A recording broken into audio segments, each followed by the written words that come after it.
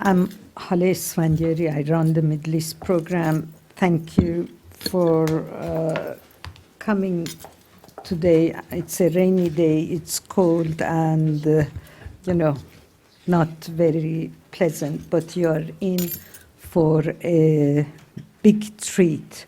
We couldn't have had a better person discussing the Iranian economy. Bijan Khajehpour has been speaking at the center a number of times over the last, I would say, 10 years? Decade, yeah, probably. Yeah, the last decade. He used to come regularly from Iran, and now, of course, he's a bit closer to us. He's based in Austria. Dr. Khajehpour is the managing partner of Atiyeh International, a Vienna-based strategic consulting firm focusing on the Middle East. He co-founded the Atiyeh Group in Tehran in 1994, and ever since he has focused on strategic consulting for Iranian and international companies and has commented on political and economic developments in the region, especially through his studies in management and economy, and also he is a top energy expert. So, as I said, you're in for a big treat. Dr. Khajehpour is going to speak for 30 minutes. Yeah, at most. Yeah. And we will then open the floor to your questions. And I would appreciate if you don't give us comments, just questions, so that everybody has a chance to ask their question. Bijan, you have the floor. Thank you very much. Good afternoon, everyone. It's a pleasure to be back, and I look forward to our dialogue. I've prepared a presentation, and as usual, anyone who is interested, I'm happy to share the slides later. So let's start. In fact, Haleh just said I've been coming here a lot, and even before there was a nuclear negotiation and nuclear deal, I always argued that the Iranian economy has been undermined, not just by sanctions, but also by a number of other things, including mismanagement, corruption, and populist policies. So when we talk about the economic significance of the nuclear deal, we have to try to, analyze it within a bigger framework and include other things. In the past 12 months, as you know, also the oil price collapse has added further challenges to the Iranian economy and economic development, both psychological challenges, but also real and operational ones. But the positive news, a positive development in Iran has been the emergence of a moderate government after 8 years of populist policies under Ahmadinejad, and also obviously the psychological and real impact of the joint plan of actions which emerged after the interim nuclear deal. The official response of the country to sanctions has been framed the sort of economy of resistance, but essentially it's a blueprint for economic reform. And I think it's important to understand that the heading is not that important in Iran. Usually the heading sounds much more revolutionary than the actual content. And the content here is economic reform, and we will discuss some of those economic reforms.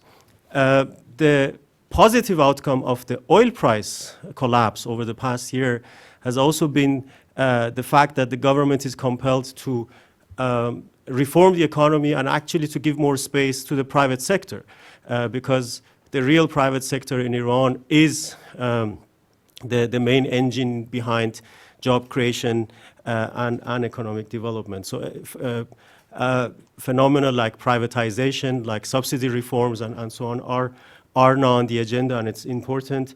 And other reforms that are happening both in anticipation of greater foreign investment activity, but also in a way to attract more private sector investment, is to make the business climate much more investor friendly. There are a number of processes. If we have time in the question and answer session, I can go into more details. The potential lifting of sanctions will definitely boost the Iranian economy, there's no doubt about it. But if you want to understand the overall dynamics, we need to look at all the factors that are undermining the Iranian economy, or have been undermining the Iranian economy. I have listed a few of them. This list can actually be longer, but these are the main ones. External factors are important. Here, obviously, sanctions are the most important factor, but we also have a regional crises, a number of security issues, regional dynamics, but also the oil price. These are all important external factors that are putting pressure on the Iranian economy. We have domestic political factors. There are a number of economic processes and economic policy decisions that are fully undermined by competitions, by factional infighting, by tensions between the parliament and the government. Some of the decision makers in the government spent most of their time actually pushing back initiatives from the parliament rather than implementing economic policy and developing new ideas. So the parliamentary pressure on the government is one of the impediments to a more logical political and economic development. We have governance issues. We have corruption. We have a number of facts that make the Iranian business environment a very uncompetitive environment, very much distracting private sector involvement in a number of sectors, which is important. Government policies themselves, even though, as I said, government policies under Rouhani have been more moderate, more rational, but essentially there are also shortcomings in government policies, and the Rouhani government still has to deal with a lot of the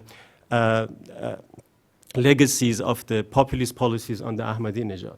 And also foreign policy. In a number of areas of foreign policy, we do have both the footprint of foreign policy on economic and international trade policies, and vice versa, the footprint of energy policy on foreign policy. This is still ongoing. This is, even though with the change of government, the economic policy is not an area that is now fully developed by professional developments.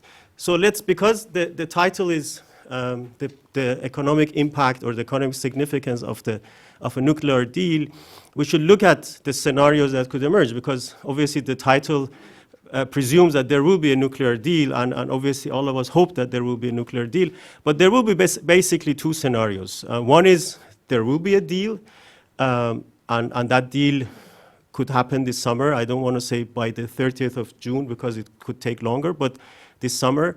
And if that happens, there will be a comprehensive plan of action, and then there will be a process of sanctions relief, which could take, in my view, up to 2 years. So it's not a very quick process.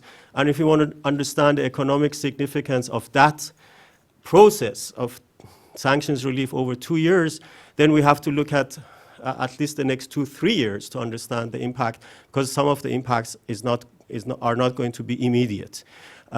In fact, some of the key sanctions may actually be lifted in early 2016, hence the real impact later. But there will be a psychological impact, and there will be some practical impacts very, very quickly. A second scenario is that there will be no deal for whatever reason. You can play different scenarios. There will be no deal, or there will be a deal which would be rejected by the US Congress. All of them come down to a scenario where there would not be that sort of massive sanctions relief process. But I believe no one wants to go back to an escalatory situation. So scenario 2 would be, let's say, scenario 1 in a light version, or a situation where the US sanctions won't be lifted, but EU sanctions would be lifted, and we would have some degree of improvement, even though not to the full extent. So these are the two scenarios. So when I say in the next about 10 slides, when I say the deal scenario, that means there has been a deal, and there will be sanctions relief, and the no-deal scenario is not an escalatory scenario, but a scenario where there will be some relief. And I believe these are the two scenarios. So let's start. And I have a number of graphs where I show you the existing situation, indicators, oil production, gas production, and so on. And then I will show you projection for the two scenarios, deal versus no deal. I hope it will be explanatory. So oil export revenues.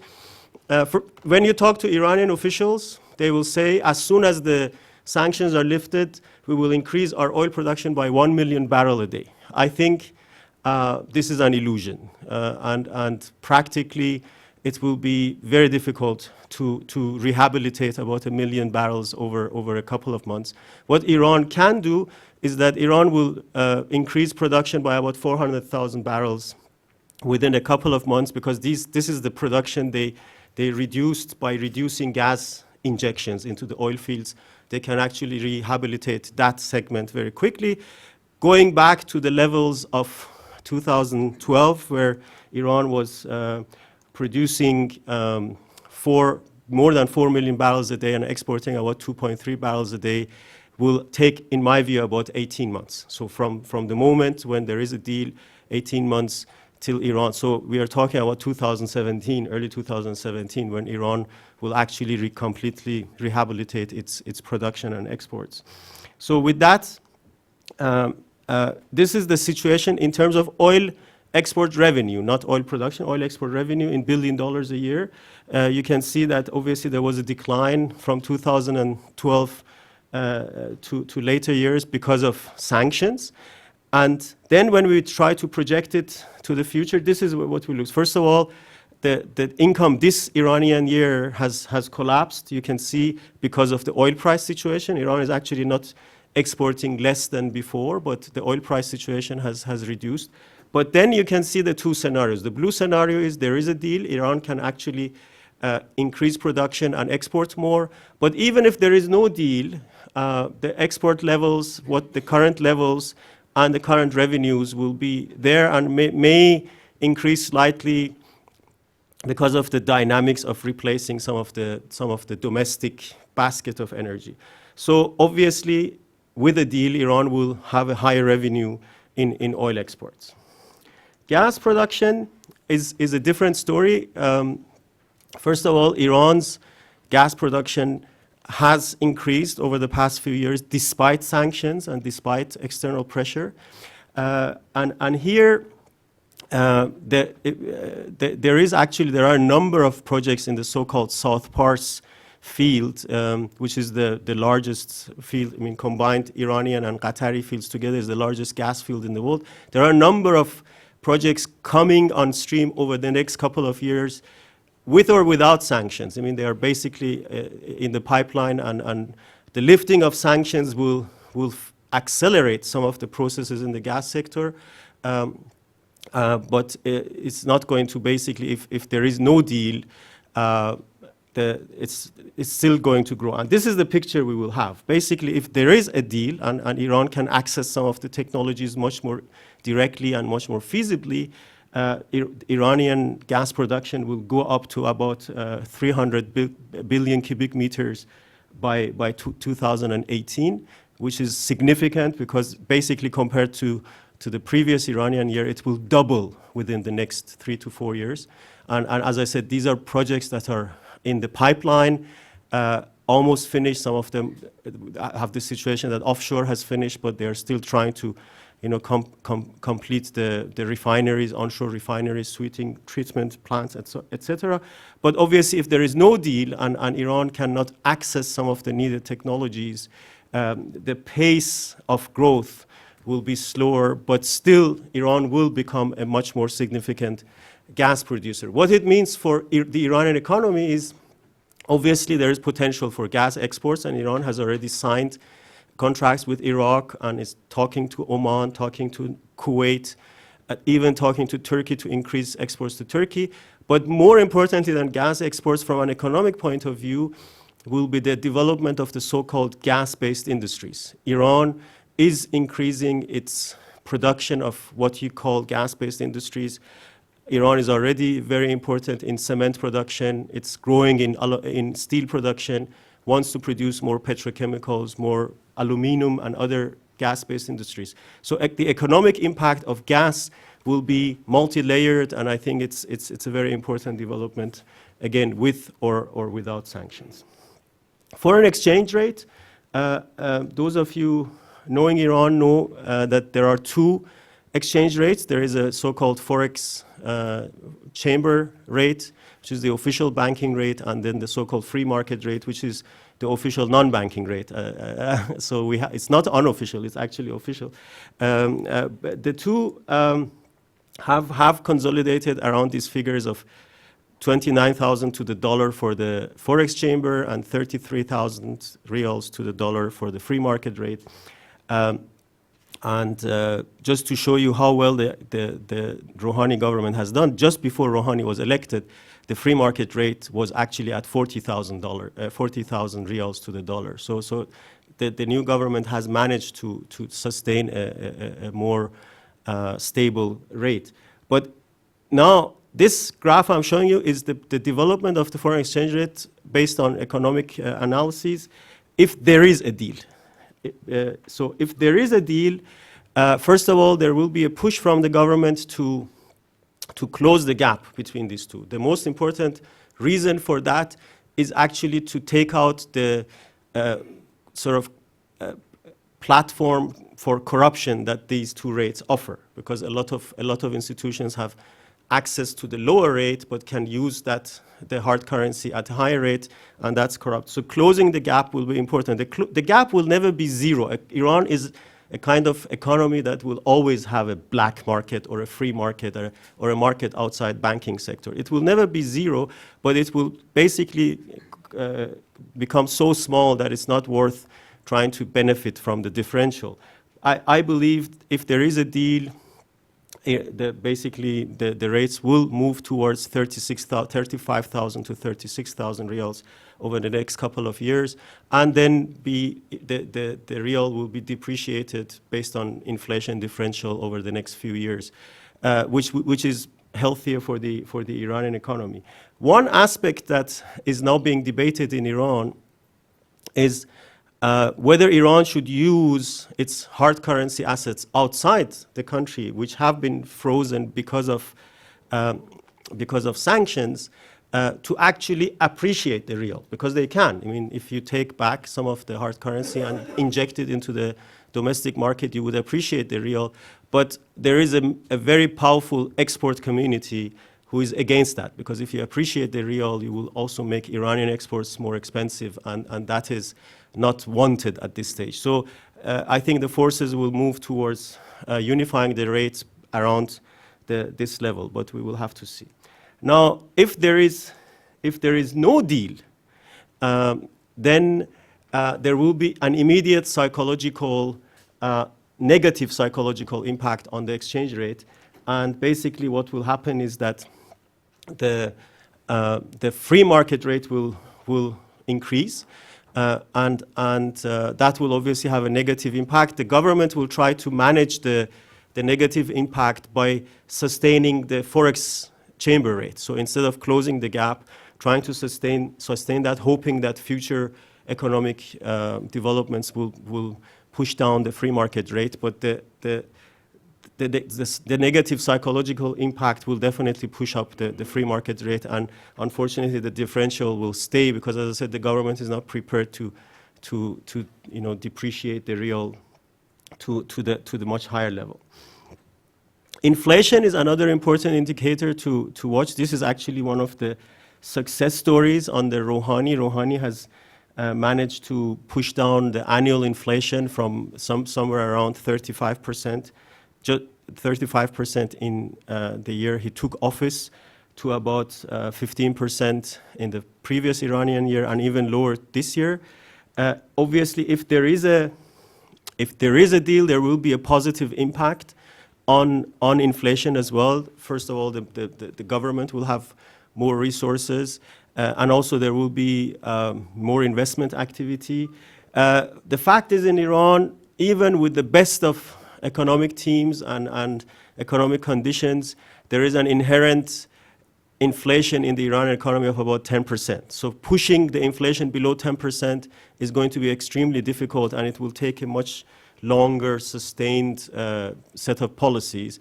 But taking it down to 10% would be great actually for the Iranian economy. This is an economy that has experienced an average annual inflation of 15 to 20% over the past decade.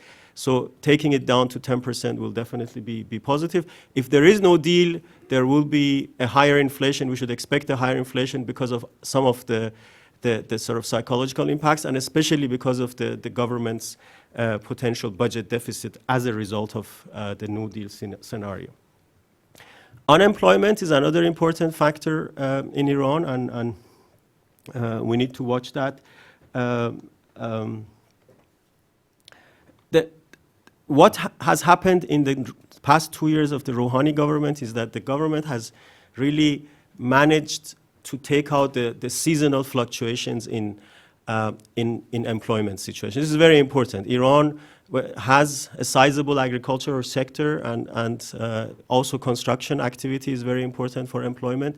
And before the Rouhani government emerged, there was a lot of seasonal fluctuations. They have taken that out, but unemployment is still at around 10%. And if we look at the situation that we have had in the past few years, the unemployment rate has come down. So the peak was in 2012, 2013. That's when sanctions hit, so you can see the connection between the wave of sanctions and unemployment. But it has come down.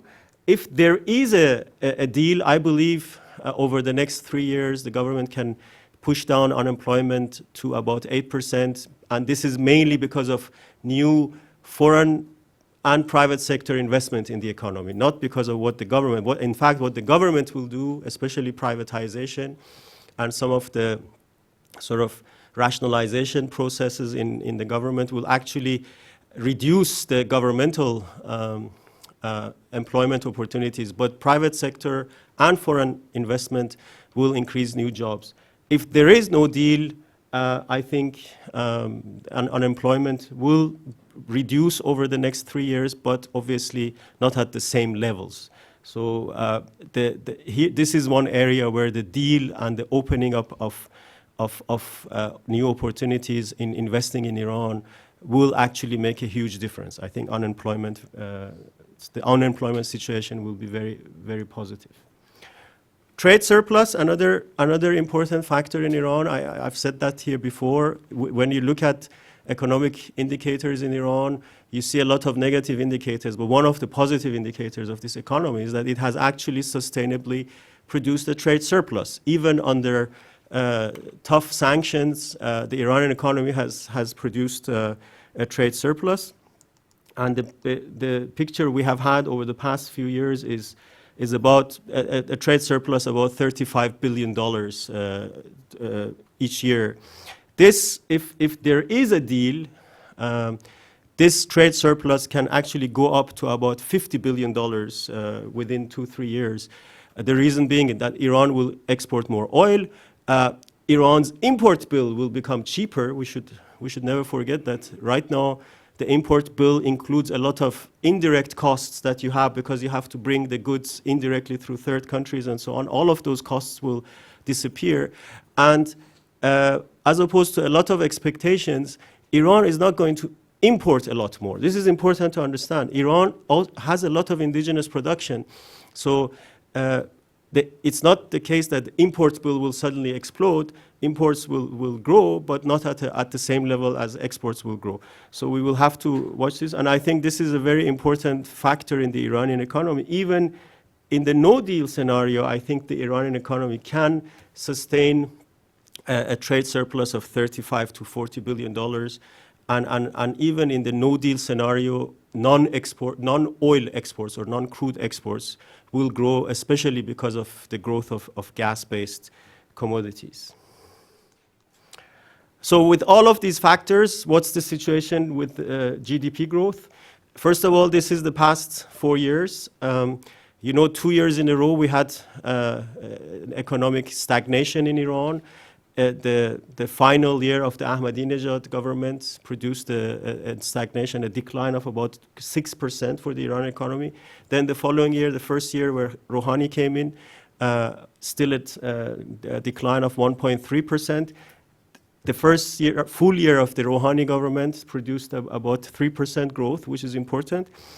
Now, if there is a deal and Iran can free up some of its economic potential, Iran moved to something like 7% annual growth within 2-3 years. I have to say here, 7%, even 7% is not enough to create the type of jobs and economic momentum that Iran needs to come out of the various negative areas, especially unemployment and inflation. But obviously, it's much better than a 2 to 3% growth that Iran would have if there is no deal. So here again, you see a major contrast between the two scenarios. If there is a deal, a lot of economic potential will be released, and I think this is important. These are all the indicators I wanted to share with you, but there are a number of other phenomena that are qualitative, and I want to share this with you as well. First of all, the role of the Iranian diaspora. It's very important. If there is a deal and sanctions are lifted, the Iranian diaspora, which is very sizable, I mean, you'll hear different statistics, but maybe up to 3 million Iranians live abroad, a lot of them in North America and Western Europe, and a lot of them very wealthy and with a lot of capacity to do things in Iran, from investment to technology transfer to educational programs and so on. And if there is a deal and these Iranian Americans or Iranian Europeans feel at ease to work more with Iran and invest in Iran, there will be a major impact. A way of quantifying that is also, I think there will be a substantial flow of just simple capital investments into Iran from the Iranian diaspora. It's an economy that still pays a 20% interest rate on bank savings. And if the real is sustainable, it will obviously produce a good dollar-based earnings. I'm not encouraging anyone to invest, but I'm just saying this can happen. There are also good examples that are already happening. Just this week, from the 4th to the 6th, there will be a conference in Berlin called iBridges. These are Iranian Americans mainly who are in the field of IT entrepreneurship, and they have organized a conference which will bring a sizable number of Iranian entrepreneurs, especially young IT entrepreneurs, who will connect to the international scene, both in terms of technology partners, investment partners, and so on. So you already feel the impact of the diaspora, and I think that can only expand further if there is a deal. The other impact of a deal is that the Rouhani government and the moderate political forces will be empowered. Obviously, they would succeed in one of the key policy areas that they have pushed, and that will empower them to do more in other areas, especially social and cultural policies. So I think the impact, and we know that there is a sort of interconnectivity. If there is a relaxation of the cultural space, it will lead to greater investments, and then again, sort of a positive dynamics. The other sector I wanted to mention, again, this is not necessarily quantitative, I can't show indicators, but it's a success story in Iran, the health sector reforms under President Rouhani. This is an important event in Iran because it has an impact also on the economy, especially on the inflationary sectors. Basically what has happened under Rouhani is that the social security structures and organizations in Iran are carrying most of the health-related costs, as opposed to sort of withdrawing and giving the citizens more responsibility. And that is creating a positive dynamics, both in terms of the health situation, as well as the sort of economic wealth of families and economic well-being of families. So this is obviously, if there is a deal and these reforms can continue with better access to technology and equipment, it will obviously help the Iranian economy and also Iranian society.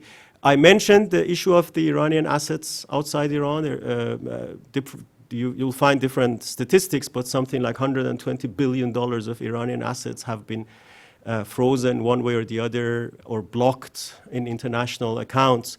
And obviously, if there is a sanctions relief process, those will be released. And how Iran will use them will be important. There is a debate, but imagine Iran invests these funds in a number of international investment schemes. Imagine Iran buys up a number of refineries and petrochemical units and so on across the world, and makes itself less reliant on the world market for example, crude or condensate and so on, and can sell its crude oil and condensate to its own refineries across the world. So it would generate a completely different dynamics, and I think this could happen. It's definitely being debated, so we will have to see.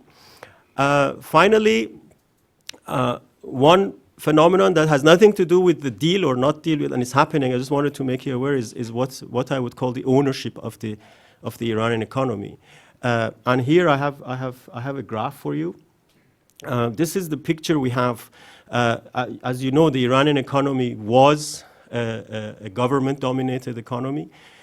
And then through privatization and different processes, the role of the government, the share of the government of the economy has declined and is declining, again, because of privatization and other processes. The fact is that the sector that's gaining most from this process is not the private sector, but the so-called semi-state sector. So if you project the current processes into the next few years, the semi-state sector, these are revolutionary, military and religious foundations, will become the largest owners in the Iranian economy. This is significant because a lot of these companies, entities, will actually remain on sanctioned blacklists even with a nuclear deal, because there are a number of sanctions that are terrorism related, there are a number of sanctions that are human rights related, and those sanctions will remain in place, and some of these organizations, like Revolutionary Guards and others, will remain on the sanctions list, and some of these entities are actually owned by those organizations. So one has to analyze the situation very carefully. So let me conclude. As I said, sanctions are not, or have not been, and are not the only problem in the Iranian economy. According to one expert, sanctions have contributed to about 20% of the problems we had. You can obviously debate and say it was not 20 or 25, but essentially it's just one of the factors. There are other factors, mismanagement, governance issues, corruption, and so on, and we need to appreciate that. So when we talk about the economic significance of the nuclear deal, it's only one factor in a larger picture where the other factors and parameters have to play their role as well. Most importantly, governance structures, management structures, infrastructure investments, and so on. And we need to watch what the Iranian government will do. As I said, if there is a deal, the likelihood that the government will implement some of these reforms will increase. So there is a multiplier effect by the lifting of sanctions. But it's not the only factor, as I said. The Iranian economy will grow even without a deal. This is important to understand, as we have also seen over the past year. So it's not going to depend on the lifting of sanctions. Lifting of sanctions will accelerate some of the processes in Iran, but it's not.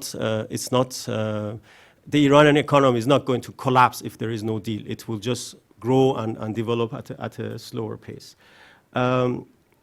There will be, obviously, if there is a deal, there will be positive impacts on job creation, on a number of other issues.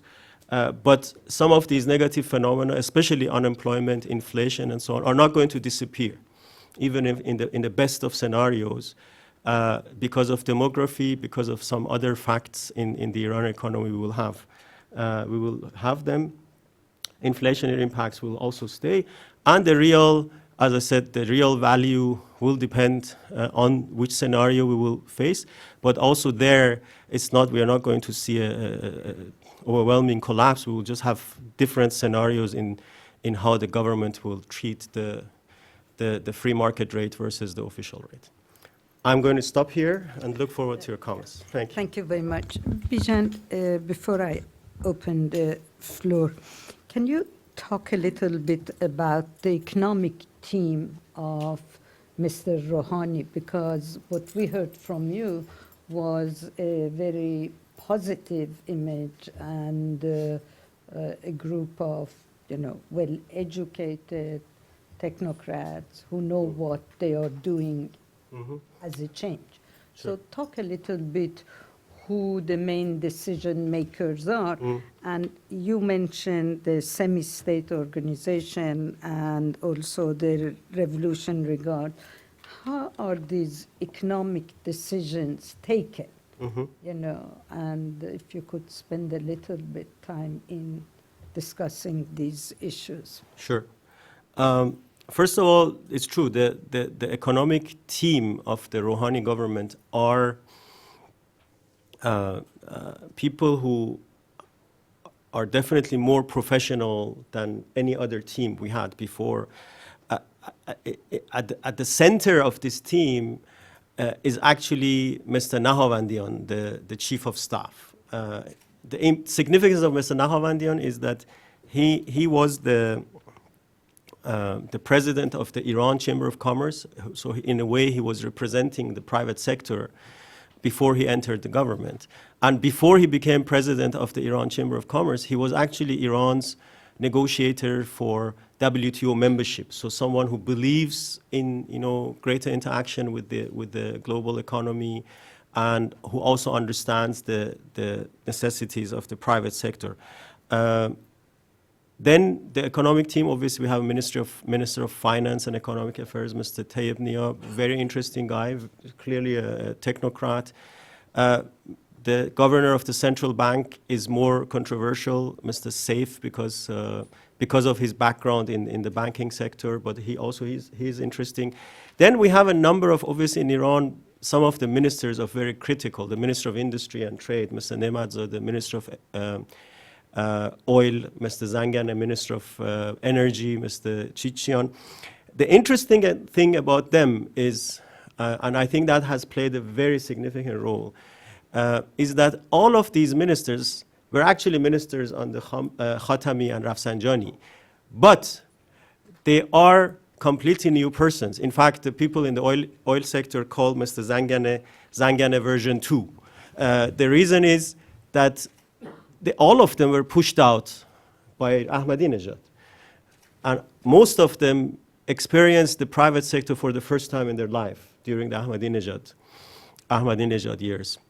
And that opened their eyes. First of all, opened their eyes on the needs of the private sector and also on how small mistakes in the government actually have a very major impact on private sector and a lot of developments. So we have a number of ministers who have become more seasoned, more experienced, and they have an impact. I think it's very important. How our economic decisions are made? Iran is a country of councils.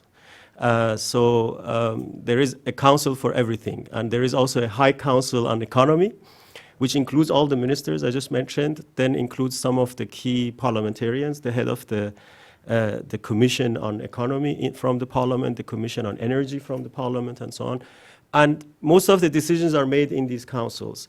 And obviously, all of these different interest groups, and Iran is a jungle of interest groups, they try to push their agendas through people who sit in these councils, whether they are from the parliamentary side, from the government side, from the judicial side. All of them try to push their agendas there. And obviously, depending on how powerful they are, they will get there or not. But essentially, there is a lot of, like in many other areas, there is a lot of give and take. There are a lot of bargaining processes that also take place inside these councils or inside other fora where decisions are debated and made. But let's say there is going to be a deal. Who are the groups that necessarily will not benefit from this deal economically inside Iran? We are not talking about political issues or human rights, but economically, because there are all these various, semi-state, independent, Sure. private sector, and so on. So who will not benefit from Who will, those who specialized on circumventing sanctions. In fact, Rouhani, in one of his speeches, said, I urge all the people who benefited from sanctions to look for new jobs.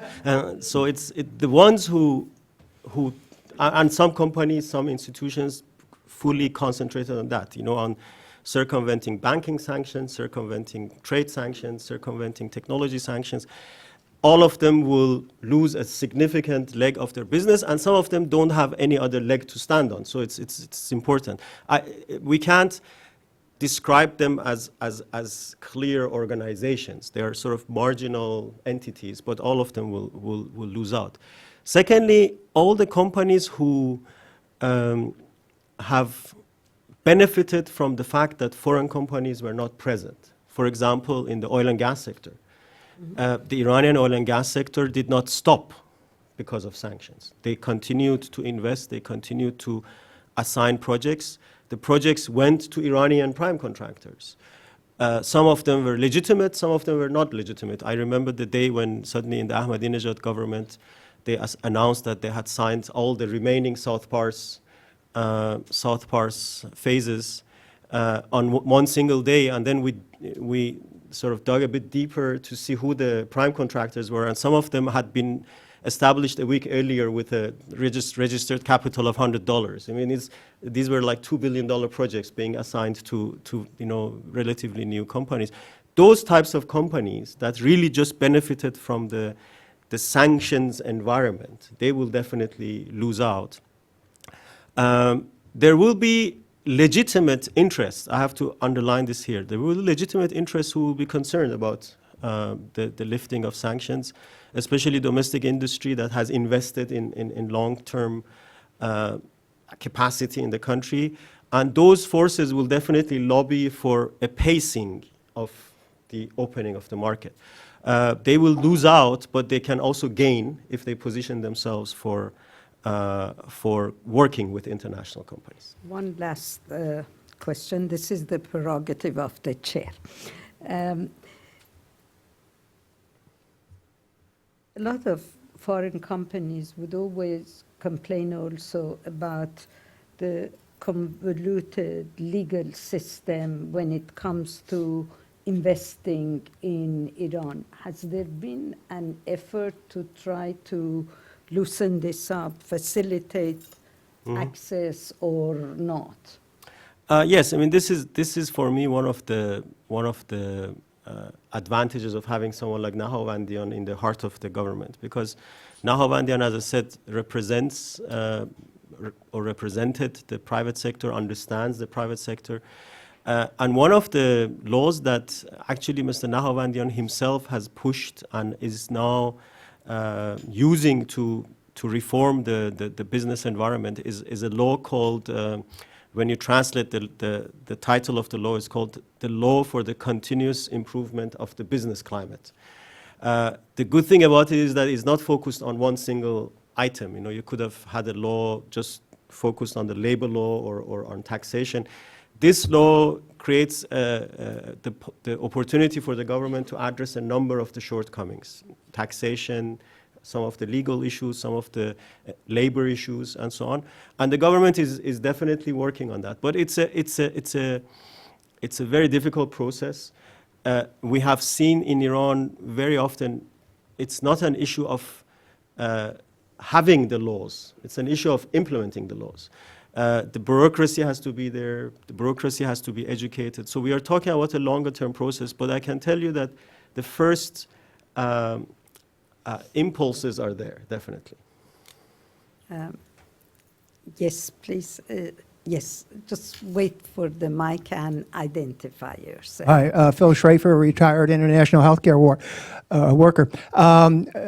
It's really encouraging to hear that Rouhani's had so much success. But could you just comment on the spiritual leader, Khomeini? Isn't he keeping the wolves of war off the back of Rouhani, helping him do what he has to do? I'd be interested in your comment on that.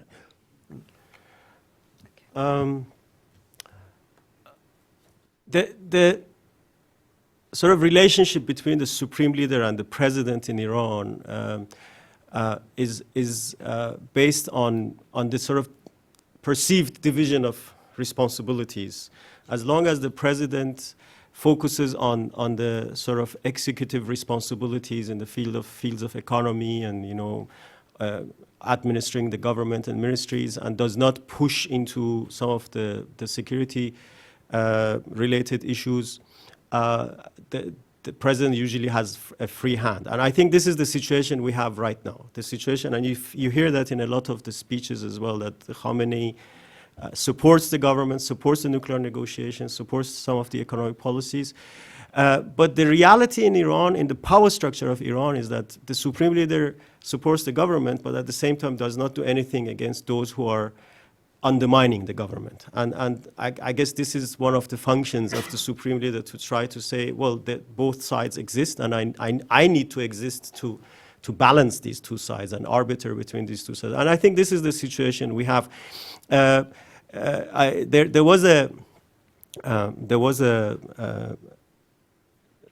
one scene that was also played a lot on YouTube. There, you know, Mr. Khamenei had an operation about a year ago, and it was actually relatively public, and they even showed how the different officials were going and seeing him on his hospital bed.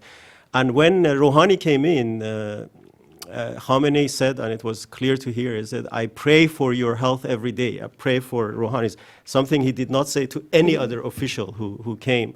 And I think, so I'm saying that to say Khamenei realizes how important these achievements are for the legitimacy of the regime as a whole. I mean, getting the economy out of stagnation, improving the health sector situation, improving the international position of Iran. These are all important factors that help the regime as a whole, and I'm sure Khamenei appreciates that, but at the same time, it's just the principle is not to necessarily completely undo the other side. Thank you. Hi, John Parker, visiting fellow at INSS, NDU. I'm wondering about Iran's external partners under the two scenarios. For example, specifically Russia. Last year, bilateral trade with Russia dropped to below 1 billion. Will Russia benefit under the two scenarios? Who will really benefit? First of all, the two sides, Iran and Russia, have signed an agreement to actually increase bilateral trade to about $15 billion within 3 years. And I think this is something Iran wanted to indicate to Russia, exactly because it didn't want Russia to feel that they are going to lose out. But obviously, the actual trade has to also happen between the companies, and we know the average Iranian company, including a lot of governmental companies, if they have a choice to buy Western technology, they are not going to necessarily buy Russian technology. This is a fact that we have to just understand. However, there will be areas like arms industry, nuclear power plants, and other areas where Iran will continue to buy from Russia, and so the trade potential is much higher, definitely. But there are other factors, definitely quality issues and other issues that will play a role. I think the main beneficiary in both scenarios will be the European Union. And the European Union is now sort of pre-positioning itself, or EU companies are pre-positioning themselves. Just look at how EU-Iran trade has increased in the past year, even without the main sanctions being lifted. And I think that will continue. Even if there is no deal, Iran's main goal will be to improve relations with the EU And I have to say the EU will also have a lot of reasons to actually do that, because there is a, just look at the EU's strategic position in terms of the Russian-Ukrainian crisis and its impact on gas supplies to the EU, the refugee crisis that they have, the impact of insecurities in the Middle East on the EU. And then if you're sitting in Brussels or Berlin or London and you're saying, okay, who can help us in this process, then Iran becomes part of the solution. So the EU, that's why I said I can't imagine a scenario where the EU will go back to an escalatory mode with Iran. They will try to de-escalate in any situation, and the Iranian companies would very gladly go back to some of the EU suppliers of technology and so on. Let's take 2 questions from this side. Yes. Okay. Doesn't matter. Okay. Bijan, we take 2 here. 2 Alan Kieswetter of the Middle East Institute, and welcome back, Bijan. Thank you. My question relates to the $120 billion in frozen assets. Excuse me. The critics of the deal say that this will be used to fuel mischief abroad, whereas the administration tends to argue that the economic needs at home are so large that it will absorb a lot of this. What do you make of these arguments? Okay, let's take a question here, please. Hi, my name's Jonathan Paris. I'm a London-based Middle East analyst. In my conversations with the Iranian diaspora, which, as you mentioned, is going to be a very important player after this deal, if there is a deal, is that, well, some of them say, we pray that Khamenei doesn't have ill health in the next 6 months. The Khamenei is crucial to making it work. But the other thing I've noticed among many who have supported the Green Movement, they now support Rouhani. And when it comes to the regional issues, they support a stronger, more powerful Iran vis-a-vis Saudis, perhaps vis-a-vis Israel. In a way, they support the Soleimani types, but they were for the Green Movement. So I'm confused about where they're coming from. Is this Iranian nationalism in the diaspora? Okay. Bijan. Okay, do I answer them? Okay. The $120 billion, if they are unfrozen, they will be at the disposal of the Iranian central bank and the government. If we try to focus on, what you call Iranian mischief, that is done from a number of organizations that don't necessarily need government budgets to allocate budgets. They have other resources, and in fact, your type of sanctions have made them extremely rich, so they have a lot of money. Not you, I mean the American type of sanctions. They have a lot of money at their disposal. So if you want them to structure less mischief, you should get rid of the sanctions, make the economy more transparent, and then take out all these sort of corrupt and opaque structures that generate money and then use that money to undermine some of the processes. My belief is that the funds will be used by the government, but my concern is that they will, because of the experience of the sanctions of the past few years, they will try to get that money back into the Iranian economy as soon as possible, which is going to be negative, because if you obviously inject so much liquidity into the market, in no matter in what form, whether you do it through imports or transactions, it's going to actually have a negative impact. The summary that you just mentioned is a reflection of Iranian pragmatism, not nationalism, pragmatism. Pragmatism in the sense that, first of all, yes, Green Movement supporters are supporting Rouhani, and in fact, they believe that Rouhani is a product of the Green Movement, even though his color was purple, but it was, in the end, a lot of the Green Movement activists feel that the 2013 election result was the continuation of the process that started in 2009, which was rejecting the Ahmadinejad type of thinking. Supporting Soleimani, I don't think we have enough studies and enough sort of reliable surveys to say who supports Soleimani or who doesn't support Soleimani. Well, fact is that if you are confronted with a threat like ISIS, then you start thinking of remedies. You know that's someone's a political movement sitting in Tehran or outside Iran is not going to solve the problem of ISIS and especially some of the security issues. So emotionally, I think there is a lot of things, but I think it's much better to carry out some genuine surveys and find out the standing of Mr. Soleimani, the standing of the Green Movement. I think the Green Movement is still alive, but it has become more and more a push for greater professionalism in Iran, a push for greater moderation in Iran and so on. Let's take the last. Hi, my name is Farzan Sabet. I'm a visiting fellow in the Department of Government at Georgetown University. My question is regarding the idea of a foreign investment boom following the lifting of sanctions. In his Nowruz kind of speech in Mashhad, Ayatollah Khamenei basically said there's two models of economic development being proposed for the country, one using external resources, foreign investment, and one domestic, and he explicitly rejected the one using external resources. So how serious is the resistance to kind of a big wave of foreign capital into Iran within the regime? Thank you. Can you pass it to across the table? Thank you. Thank you. Indira Lakshmanan from Bloomberg News, and thank you for an excellent presentation, as always, really, really informative. I want to ask you a little bit more about, at the very beginning, you talked about oil production, and could you drill down a little bit more on how much oil Iran has ready to go on tankers versus some of the harm to the infrastructure of production, and how realistic the estimates are for bringing it back up, and also following on the thing you said earlier about the EU, that whether or not there is a deal, EU companies are champing at the bit to go in, supposedly. And tell us a little bit more about whether you think that whether snapback sanctions even make sense in that context, or whether it would be impossible. Janja, take this. First of all,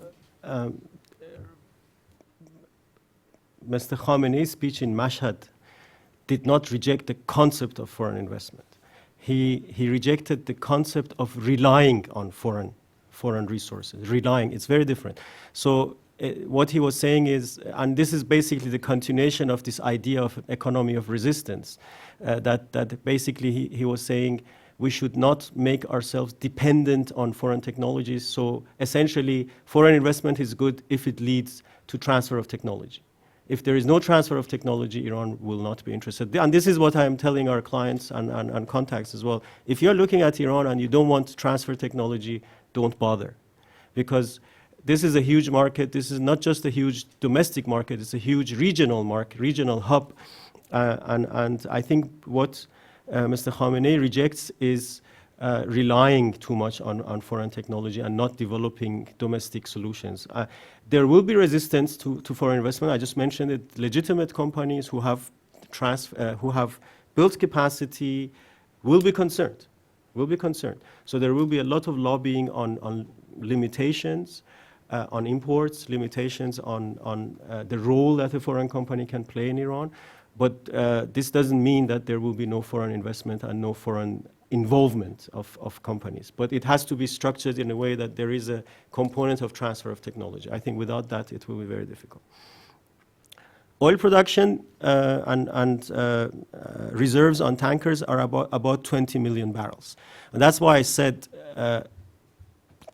bringing the level of exports up by about 400,000 barrels a day is realistic. It will take a couple of months until production capacity is back up, but those couple of months they can actually fill with those reserves on tankers. So they can actually, if the buyers are there, because this is the other factor. I mean, even if, let's say, there are no sanctions tomorrow and Iran immediately says we can export 400,000 barrels a day more, there has to be, obviously, there have to be buyers. The advantage Iran has is that Iran's heavy oil has a lot of customers, and there are a lot of refineries that that were sort of more or less focused on Iran's heavy oil. So it will be possible to regain some market share, and especially since Saudi Arabia's approach has been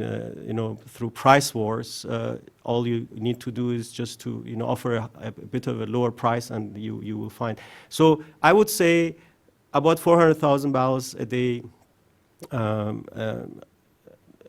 going up.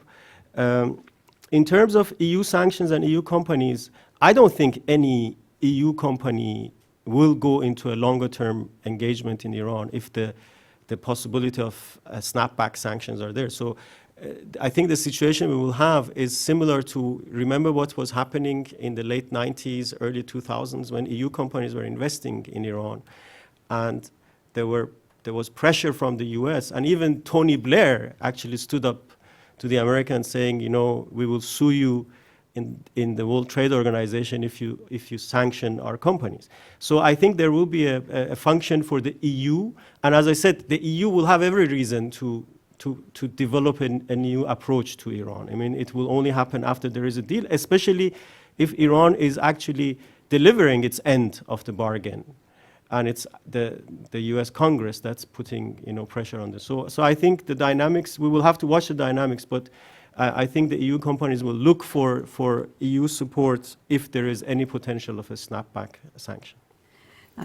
Thank you very much. I'm afraid we have run out of time. We start usually our meetings on time and end them on time. I told you you are in for a big treat. Tomorrow we have another meeting on Iran. It's the Iran project.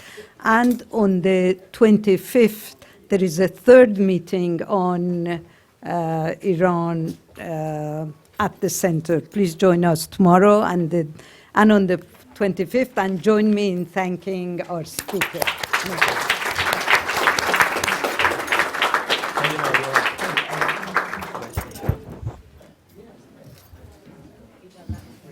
Thank you. I'm a friend of Shaul. Old friend. As usual, you're talking. It's going faster than I Yeah, sure.